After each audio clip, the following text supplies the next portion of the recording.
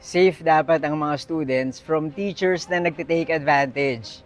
Akala kasi nila pag-ibig, pero yung totoo, grooming. Story time. Sa lahat ng kwento ng mga teacher sa akin, ang pinakatumatak talaga ay yung guro na nagkaroon ng relasyon sa student niya. Nahuli sila at nagulat talaga ang lahat.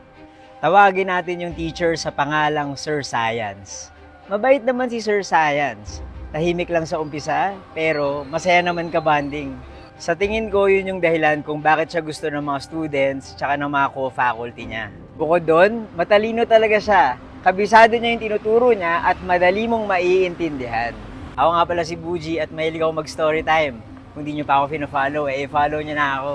Meron siyang hinahandle na 6 classes. 85% doon babae at 15% lalaki.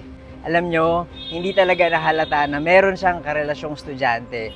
Kahit halos 6 na buwan tumagal yung relasyon nila. Dahil medyo close siya sa mga students, hindi mo paghahalataan na meron siyang ginagawang kabalastugan. Crush ng bayan si Sir Science, kaya pinagkakaguluhan talaga siya.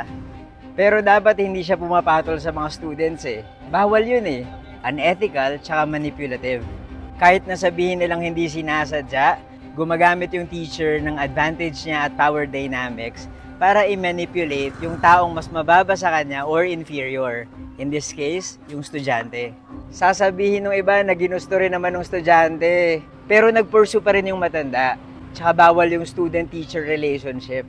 Nabisto yung relasyon ni Sir Science at nung student niya. Meron kasing isang teacher na nag-CR. Pagdating niya sa restroom, meron siyang napansing kakaiba. Sa katabing hagdanan, narinig niya si Sir Science. Ang sabi niya, I love you. Pagsilip pa nung teacher, nakita niya yung isang estudyanteng lalaki. Sumagot siya kay Sir Science. Ang sabi niya, I love you too. Sinumbong nung teacher yung ginawa nila. Ayun, break na sila ngayon. At si Sir Science, natanggal sa trabaho. Hindi na alam kung anong ginagawa ngayon.